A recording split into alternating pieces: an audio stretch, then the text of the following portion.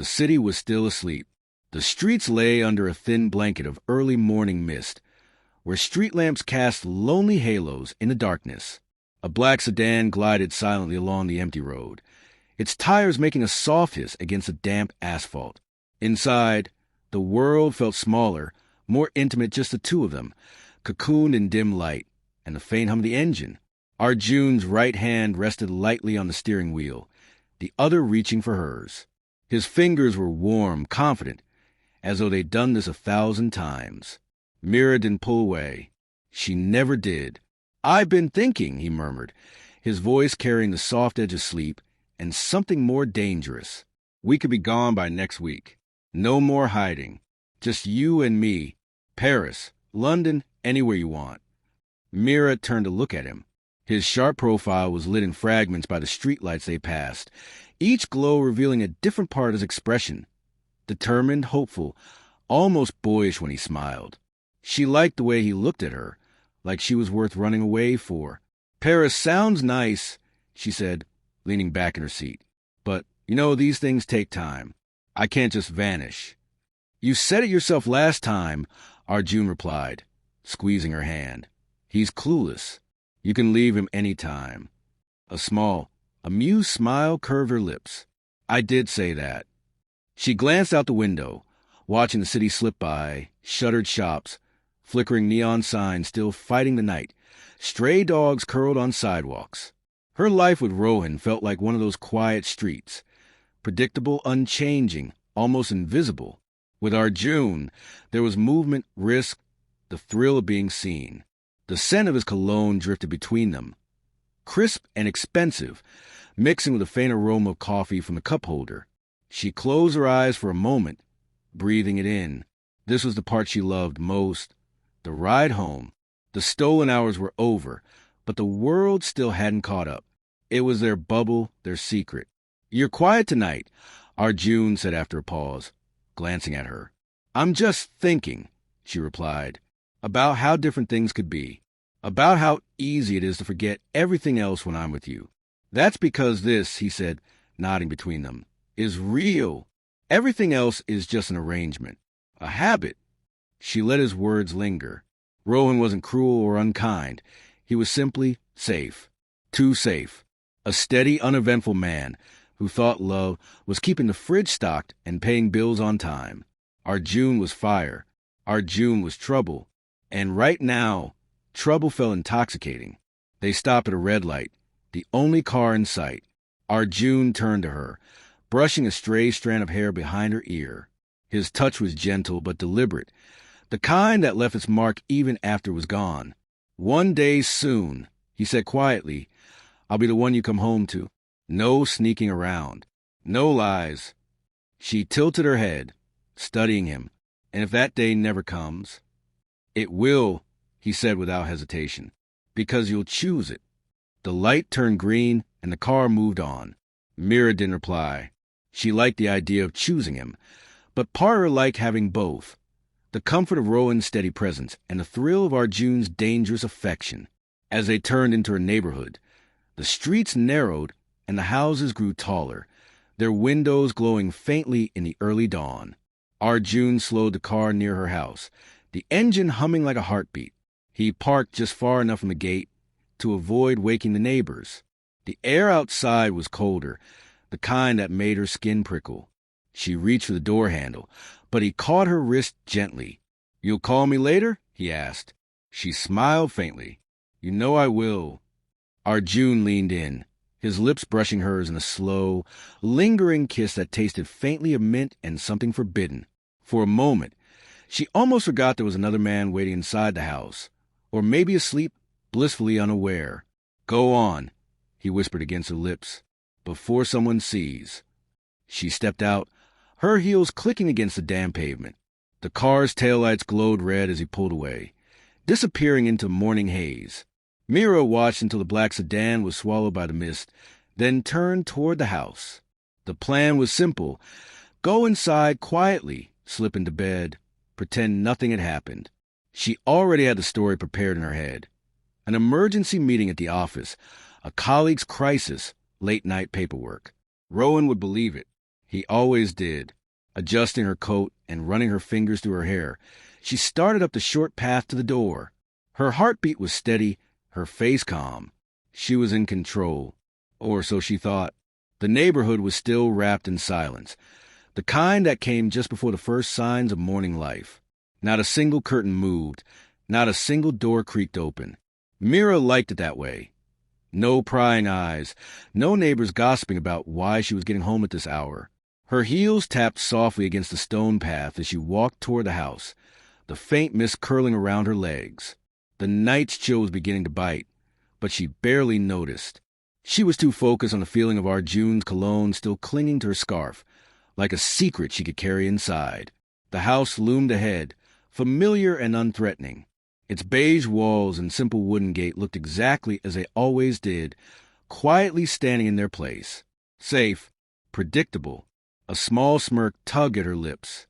Rowan would probably still be asleep upstairs, the blanket pulled up to his chin.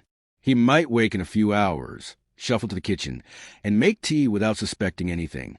She almost felt sorry for him, not because she was cheating, but because he had no idea how easy it was to lie to him. As she reached the gate, her eyes narrowed slightly. The front door wasn't shut all the way. It stood just a few inches ajar, enough to let the cold air drift inside. That's strange, she thought. Rowan was meticulous about locking up before bed. She'd even tease him about it. The way he checked the door twice, sometimes 3 times. She pushed the gate open slowly, her hand tightening around the strap of her handbag. The hinges gave a faint creak that sounded too loud in the stillness.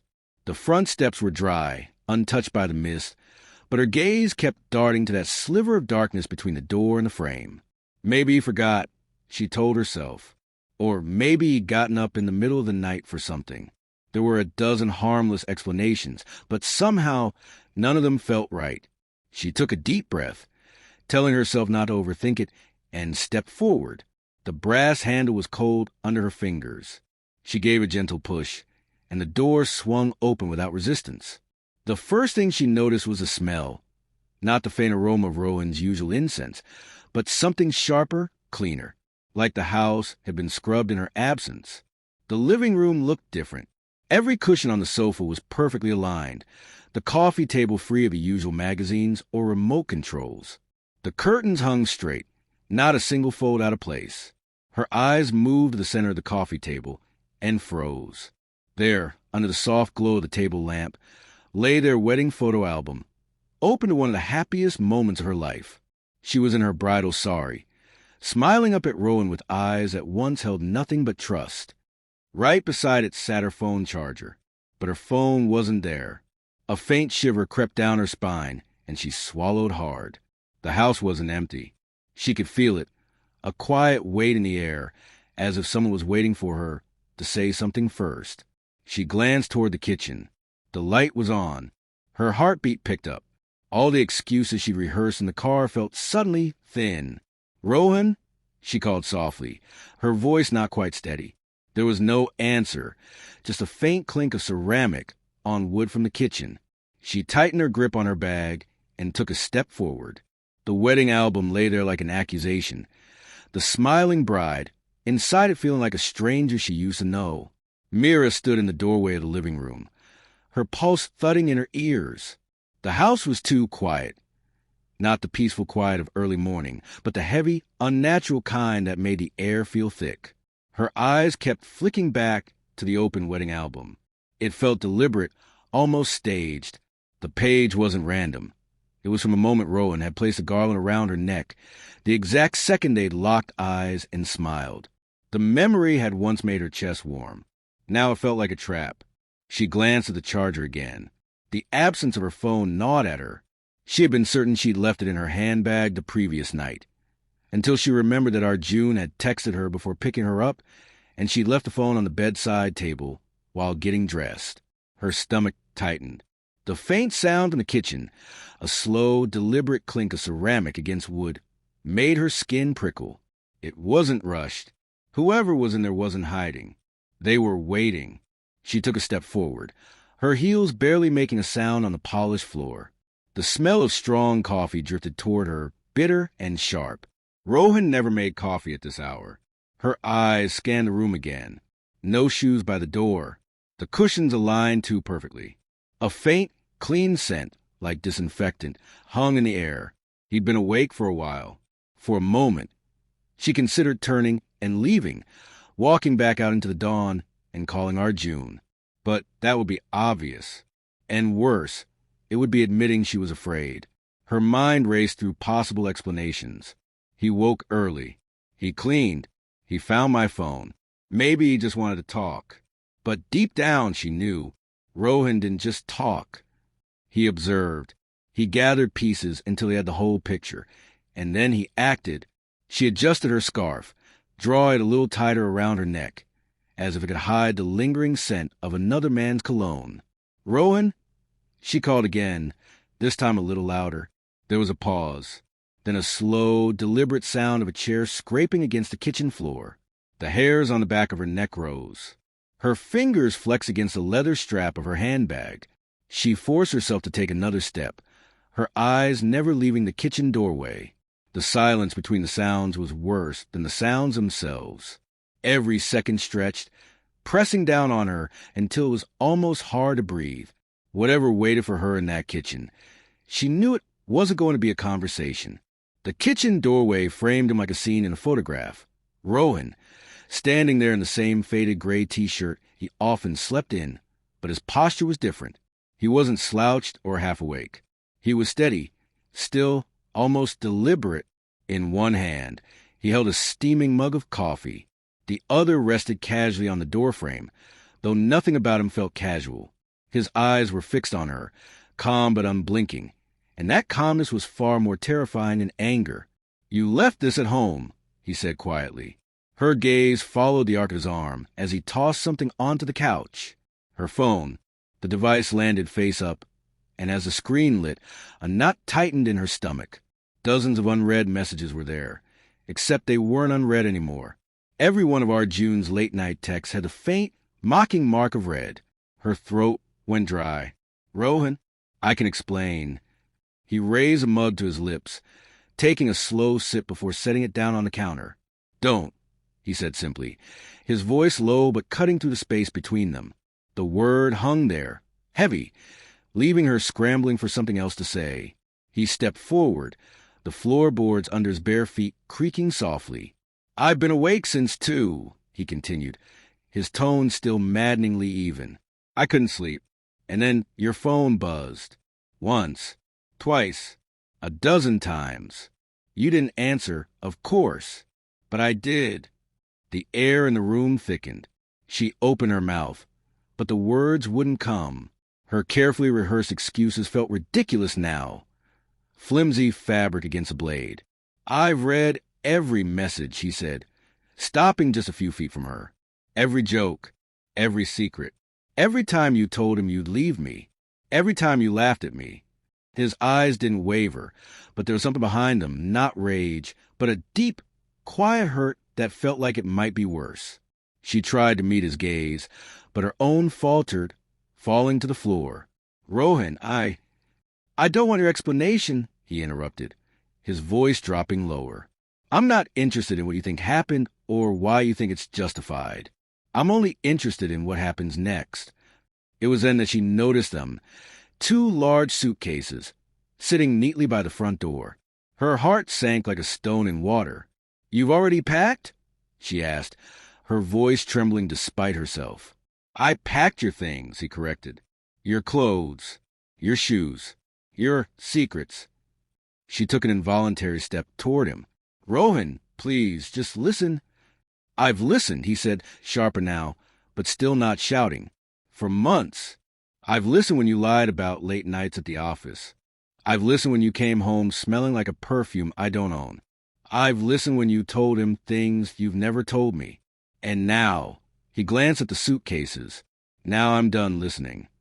She felt the room closing in, the walls drawing tighter. "You can't just throw me out." "I can," he said, and the softness in his voice made it final. "You don't need to explain.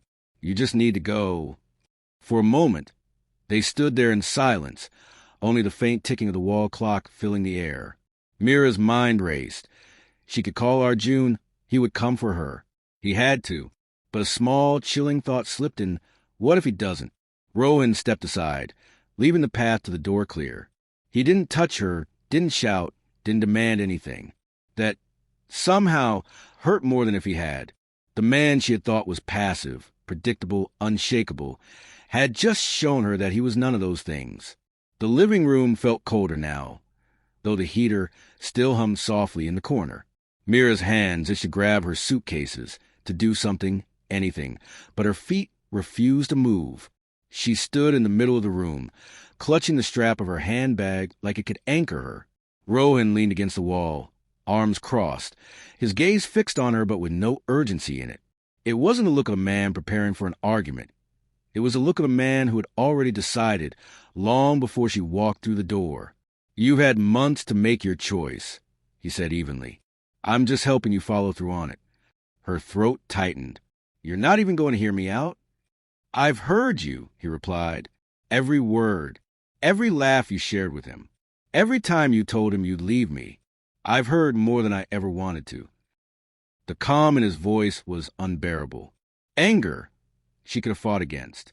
Yelling she could have met with tears and apologies. But this quiet, steady finality left no cracks to slip through. She took a hesitant step toward the suitcases. "And what am I supposed to do now?" "That," he said, "isn't my problem anymore." The words landed like a blow. Not loud, not cruel, just absolute. Her mind raced for a way out. A call to Arjun, a promise to change, a plea for forgiveness. But even as the thoughts formed, she knew they would bounce off him like pebbles against stone. The clock ticked. The coffee on the counter was growing cold. And still, he didn't move to touch her, didn't come closer. He simply waited, like a guard at the edge of a bridge she had already burned. Mira swallowed hard. "If I walk out that door, Rowan, there's no coming back." He gave the smallest nod. "I know." Silence stretched between them, thick enough to choke on. She could feel the weight of all the mornings they'd shared in this house, all the small rituals, his tea, her toast, the shared quiet before work. Now those moments felt like relics from another life. Finally, he glanced toward the door. "It's almost dawn. Best to leave before the neighbors start asking questions." It was then she realized he wasn't protecting her. He was protecting himself, his dignity, his peace. Her fingers trembled as they closed around the handle of the first suitcase. The collapse wasn't loud.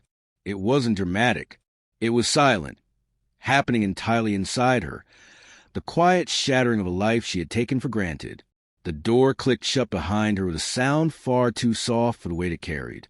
Mira stood on the front step, both suitcases at her sides, staring at the pale dawn stretching across the sky. The mist had thickened since she'd arrived. It curled around the gate, blurring the outlines of the houses, swallowing the street into a hazy nothingness. Her breath came out in small clouds, but the cold in her chest had nothing to do with the weather. She glanced toward the curb, half expecting, no needing, to see the familiar black sedan idling there, waiting like it always did. But the space was empty. Her heart thudded once, hard, in her rib cage. Maybe Arjun had circled the block. Maybe he'd be back any second. She held on to that thought like a lifeline. Dragging one suitcase behind her, she stepped off the path toward the street, her heels making dull taps against the stone. She paused at the edge of the road, scanning both directions. Nothing but mist and silence. She pulled her phone from her bag, her hands stiff from the cold. The screen lit up, no messages from Arjun. She dialed his number anyway, pressing the phone hard against her ear. One ring. Two. Then the automated voice. "The number you have dialed is switched off." The sound sliced through her, leaving an emptiness she hadn't felt in years. She lowered the phone slowly, staring at it as if it had betrayed her. A car passed at the far end of the street, just a blur of headlights in the fog. But it wasn't his. She turned back toward the house, instinctively, but the curtains were already drawn tight. The home she'd lived in for years now looked distant, unreachable, as if it belonged to someone else entirely. The handle of the suitcase bit into her palm. Her fingers flexed, but she didn't loosen her grip. The dawn light crept higher, painting the mist in shades of pale gold. Somewhere far away, A dog barked. But here, on this street, she stood utterly alone. The mist clung to her like a damp shroud as she stood there, suitcase handles digging into her palms. The cold air bit her cheeks, but the real chill was spreading from somewhere deeper, a hollow space in her chest that seemed to grow heavier with every breath. Arjun's words in the car replayed in her mind, cruelly vivid now. One day soon, I'll be the one you come home to. No sneaking around. No lies. She had believed him. She believed every soft promise, every stolen kiss, every late-night call where he spoke as though she was the center of his world. She had imagined that one day she would leave Rohan, not like this, but on her own terms, walking into a new life where Arjun's arms would be open, waiting. But the empty street told a different story. Her thumb hovered over his contact again. She dialed once more, pressing the phone so hard against her ear that it hurt. Straight to voicemail. She didn't leave a message.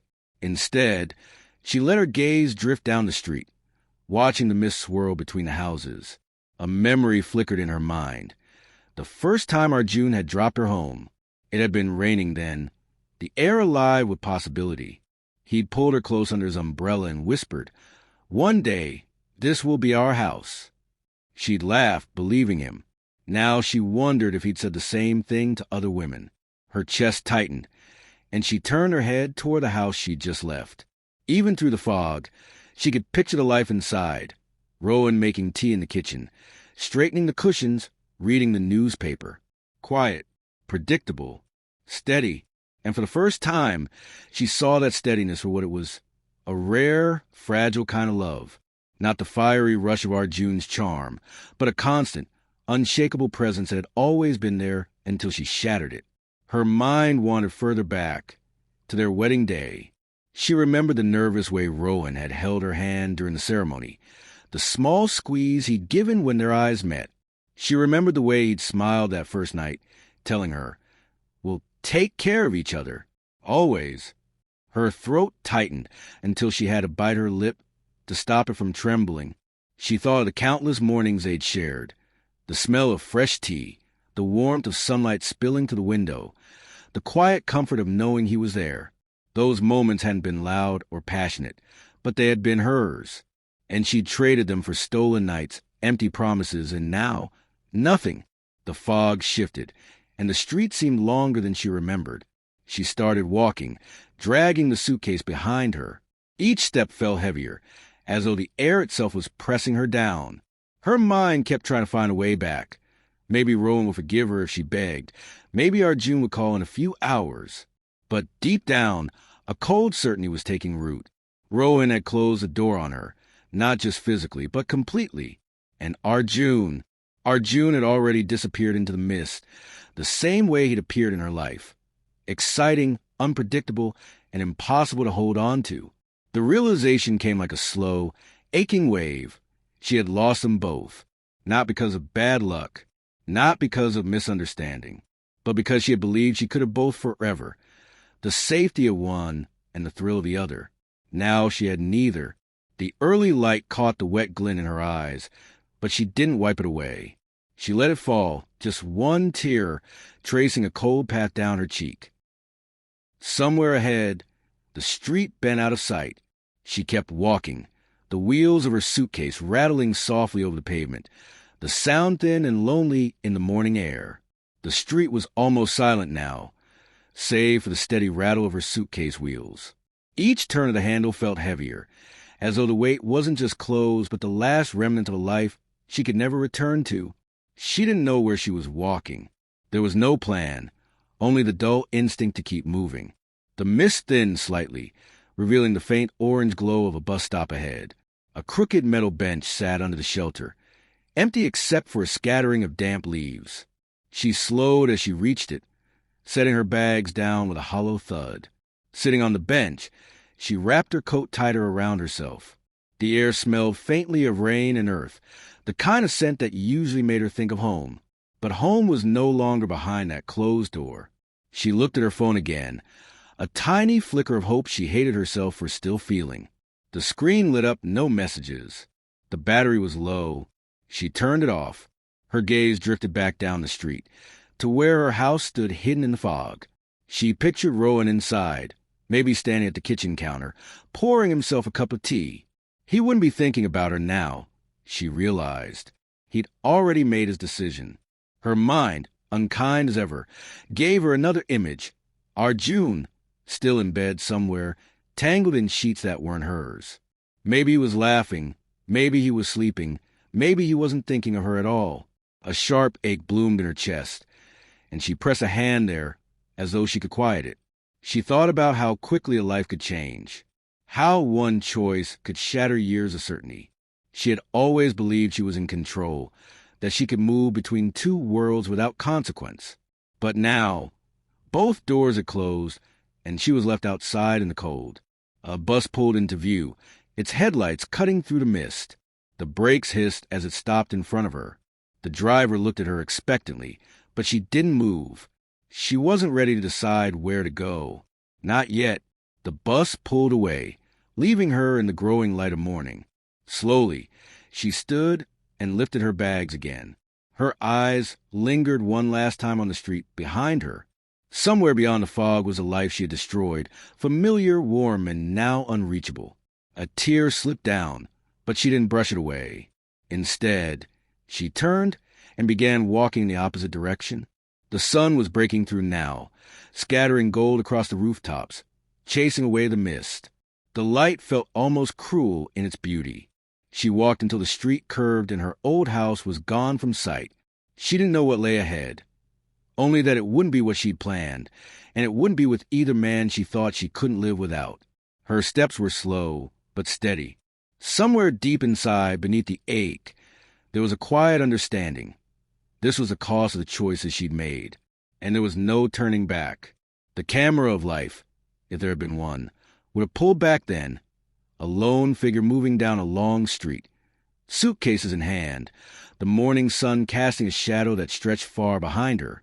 Fade to black.